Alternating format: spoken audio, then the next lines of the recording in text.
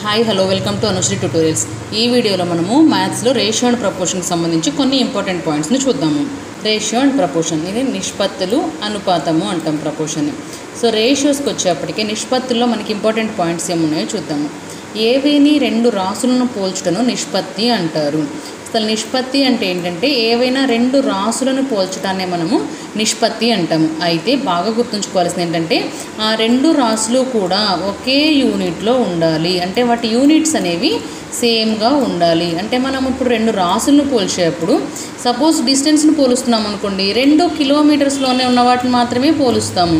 So రెండింటికి same units ఉన్నప్పుడు మాత్రమే పాసిబుల్ అవుతుంది. అలా కాకుండా ఒక డిస్టెన్స్ వచ్చేప్పటికి కిలోమీటర్స్లోను, ఇంకొక డిస్టెన్స్ వచ్చేప్పటికి మీటర్స్లోనూ ఉన్నాయనుకోండి, ఇలాంటప్పుడు పోల్చడం అనేది పాసిబుల్ అవ్వదు. సో ఏవైనా రెండు రాసులను పోలిస్తే దాన్ని నిష్పత్తి అంటాము. ఆ పోల్చడం కూడా ఎలా ఉండాలి, రెండు రాసులు కూడా ఒకే యూనిట్లో ఉండాలి. ఓకేనా. నెక్స్ట్, AB అనే రెండు సంఖ్యల నిష్పత్తిని A:2Bతో సూచిస్తాము. సో నిష్పత్తి అనేది ఎలా రాస్తామంటే ఈ మధ్యలో ఈ 2 డాట్స్ ఉన్నాయి చూస్తే దీన్ని E:2 అంటాము. E:2. సో ఇది చదివేటప్పుడు A:2B అని చెప్పేసి చదువుతాం అనమాట. అంటే ABల నిష్పత్తి అంటే A:2B అని. ఓకేనా. అండ్ దీని మీనింగ్ ఏంటి, A:2B అన్నా A/B అన్నా కూడా ఒకటే మీనింగ్ అవుతుంది. అండ్ A:2B అనేది B:2Aకి సేమ్ అవ్వదండి. A:2B అనేది వేరు, అలానే B:2A అనేది వేరు. ఇది వేరు, ఇది వేరు, ఇవి రెండు సేమ్ అవ్వవు. ఓకేనా. నెక్స్ట్ పాయింట్, A:2B యొక్క విలోమ నిష్పత్తి. విలోమ నిష్పత్తి అంటే జస్ట్ రివర్స్ అవుతాయి ఆర్డరు. A ప్లేస్లోకి B వస్తుంది అండ్ B ప్లేస్లోకి A వెళ్తుంది. A:2Bకి విలోమ నిష్పత్తి వచ్చేప్పటికి B:A అవుతుంది. లేదా దీన్ని 1/A:1/B అని కూడా రాయొచ్చు అనమాట. సో మనకి ఏమైనా ఒక 2 నెంబర్స్ ఇచ్చి వాటి విలోమ నిష్పత్తి అని చెప్పి అడిగితే మనం ఇలా రివర్స్ చేసి రాయాలి. నెక్స్ట్ పాయింట్, A:2B యొక్క వర్గ నిష్పత్తి. వర్గము అంటే తెలుసు కండి, స్క్వేర్ చేయడాన్ని మనము వర్గము అంటాము. కాబట్టి దీనికి వర్గ నిష్పత్తి అంటే నిష్పత్తిలో కూడా స్క్వేర్ రాస్తాం అంతే. A:2Bకి వర్గ నిష్పత్తి అంటే A²:B² అవుతుంది. అలానే ఘనము అంటే క్యూబ్ అంటాం కదా, ఘన నిష్పత్తి అన్నా కూడా చూడండి, A:2Bకి ఘన నిష్పత్తి అంటే A³ అవుతుంది. జస్ట్ వర్గము అంటే స్క్వేర్ చేస్తాము, ఘనము అంటేనేమో క్యూబ్ చేస్తాము. అలానే వర్గమూల నిష్పత్తి అంటే వర్గమూలం అంటే స్క్వేర్ రూట్ చేయడం కదా, సో స్క్వేర్ రూట్ చేస్తాము, √A:√B. అలానే ఘనమూల నిష్పత్తి అన్నా కూడా క్యూబ్ రూట్ చేస్తాం అనమాట. సో మనకి ఏదైనా ఒక రేషియో ఇచ్చి దానికి వర్గ నిష్పత్తి అన్నా, వర్గమూల నిష్పత్తి అన్నా, ఘన నిష్పత్తి అన్నా, ఘనమూల నిష్పత్తి అన్నా ఈ ఫార్మ్స్ యూజ్ చేసి మనం రాస్తామన్నమాట. అండ్ నెక్స్ట్ వచ్చేప్పటికి A:2B, C:2Dల బహుళ నిష్పత్తి. రెండు నిష్పత్తులు ఇచ్చారు మనకి, అంటే మొత్తం 4 సంఖ్యలు ఉంటాయి, 2 నిష్పత్తులు ఇచ్చారు. ఈ 2 నిష్పత్తులకి బహుళ నిష్పత్తి ఎంత అన్నారు. అయితే మనం ఇక్కడ వీటిలో బాగా గుర్తుంచుకోవాల్సింది ఏంటంటే ఈ నిష్పత్తిలో ఈ ఫస్ట్ వస్తుంది కదా, ఫస్ట్ వచ్చే టర్మ్ని పూర్వపదము అంటాము. నిష్పత్తిలో మొదటి పదాన్ని పూర్వపదము అంటాము. అలానే నిష్పత్తిలో చివరి పదము లేదా రెండవ పదాన్ని పరపదము అంటాము. సో ఇలా 2 నిష్పత్తులు ఇచ్చి వాటి బహుళ నిష్పత్తి కావాలి అంటే పూర్వపదాల లబ్ధము = పరపదాల లబ్ధము లేదా ఈస్టు. ఇక్కడ నిష్పత్తి అడిగారు కదా, సో ఇక్కడ = బదులు ఈ ప్లేస్లో మనము ఈస్టు రాస్తామన్నమాట. సో పూర్వపదాలు అంటే ఏమవుతాయి, ఇక్కడ A అండ్ C. సో పూర్వపదాల లబ్ధం అంటే AC ఈస్టు, పరపదాల లబ్ధం అంటే BD. సో AC:BD అవుతుంది అనమాట బహుళ నిష్పత్తి అనేది. సో ఇవి వీటికి సంబంధించి ఇంపార్టెంట్ పాయింట్స్. ఇంకొన్ని ఉన్నాయండి, అవి కూడా చూద్దాము. నెక్స్ట్ వచ్చేప్పటికి ABCD అనే 4 సంఖ్యలు అనుపాతంలో ఉంటే, ప్రపోర్షన్లో కనుక ఉంటే వాటి మధ్య సంబంధం ఎలా ఉంటుందంటే AD = BC. AD అంటే చూడండి లాస్ట్ 2 పదాలు అనమాట, AD = BC. మనం బాగా కన్ఫ్యూజ్ అయ్యే పాయింట్ ఇదే, అనుపాతంలో ఉండటము బహుళ నిష్పత్తి. బహుళ నిష్పత్తి వచ్చేప్పటికేనేమో AC/BD. ఇప్పుడు మనం రేషియో రాస్తాం కదా, నిష్పత్తి అంటే A:2B, దాని కిందే C:2D అని చెప్పేసి రాసుకున్నాం అనుకోండి.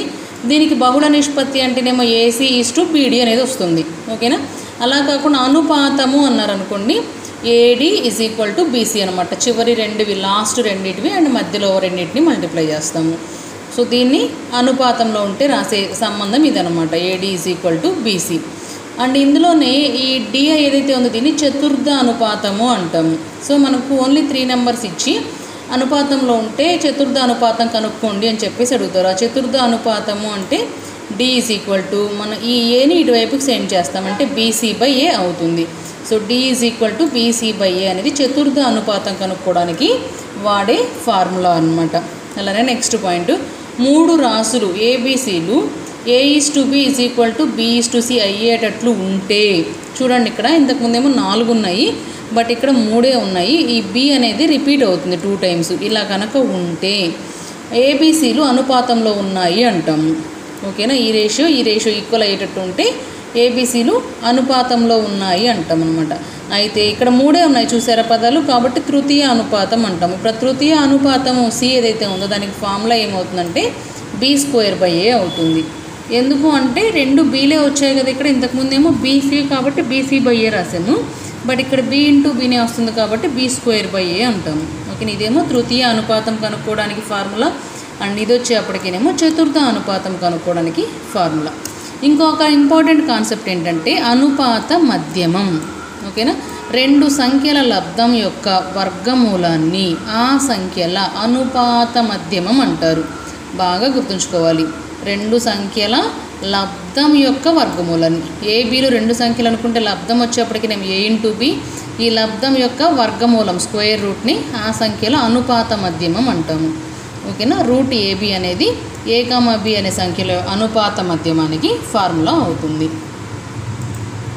సో ఈ రేషియోస్ బేస్ చేసుకొని ఒక ప్రాబ్లం చూద్దాం. చూడండి, 5, 9, 7, 12లో ప్రతి సంఖ్యకు ఏ కనిష్ట సహజ సంఖ్యను కలిపితే వచ్చే సంఖ్యలు అనుపాతంలో ఉంటాయి. నిజానికి ఇవి అనుపాతంలో లేవు. అనుపాతంలో ఉంటాయి లేవు అనేది ఎలా చెప్తాం మనము, ఏడి అనేది కనుక బీసీకి ఈక్వల్ అయితే ఇలా ఉంటే ఆ 4 నంబర్లు కూడా అనుపాతంలో ఉన్నాయి అని చెప్పేసి చెప్తాము. బట్ ఇక్కడ ఏడి అంటే 12 5 60 అండ్ బీసీ వచ్చేప్పటికే 9 7 63. ఇవి 2 ఈక్వల్గా లేవు అంటే ఈ 4 నెంబర్లు కూడా అనుపాతంలో లేవు. అనుపాతంలో ఉండాలి అంటే ప్రతి నెంబర్కి కూడా ఏ కనిష్ట సహజ సంఖ్యను కలపాలి, ప్రతి నెంబర్కి ఎంత కలిపితే అవి అనుపాతంలో ఉంటాయి. ఇలాంటి క్వశ్చన్ కనుక అడిగితే మనం కలపవలసిన నంబర్ ఎంత అంటే ఫార్ములా గుర్తుంచుకోండి, AD minus BC by B+C minus A+D అండి. ఇది బి కాదు, A+D. ఓకేనా, ఈ ఫార్ములా యూజ్ చేస్తామన్నమాట. ఏంటది, AD minus BC by B+C minus A+D. ఈ ఫార్ములా యూజ్ చేసి మనము ప్రతి నెంబర్కి కూడా ఎంత కలిపితే అవి అనుపాతంలో ఉంటాయో ఫైండ్ అవుట్ చేస్తాము. So okay, no problem. మనకి ఈ ఫార్ములా గుర్తులేదు అనుకుందాం. ఎన్ని ఫార్ములాస్లో అన్నీ గుర్తుండవు కదా, ఈ ఫార్ములా గుర్తులేదు అనుకుందాం. నో ప్రాబ్లం, మన ఆప్షన్స్ ఇస్తారు. మనకిచ్చిన ఆప్షన్స్లో ఒక్కొక్క నెంబర్ని వీటికి యాడ్ చేసుకుంటూ వెళ్తే ఏ ఆప్షన్ని యాడ్ చేసినప్పుడైతే AD is equal to BC అనే కండిషన్ని సాటిస్ఫై చేస్తాయో దాన్నే మనము ఆన్సర్గా చెక్ చేసుకోవచ్చు. ఓకేనా, సో ఇలా ఆప్షన్స్ నుంచైనా ఆన్సర్ చేయవచ్చు అనమాట. సో ఇవి రేషియో అండ్ ప్రపోర్షన్లో ఉన్న ఇంపార్టెంట్ పాయింట్స్. సో చూసారు కదా, ఈ ఇంపార్టెంట్ పాయింట్స్ అన్నిటిని గుర్తుంచుకోండి అండ్ ఎక్కువ ప్రాబ్లమ్స్ని ప్రాక్టీస్ చేయండి సో దట్ మీకు ఈజీగా అనిపిస్తుంది అనమాట ఎగ్జామ్లో. Hope you understood. Thanks for watching. Don't forget to subscribe Anusri tutorials. Thank you.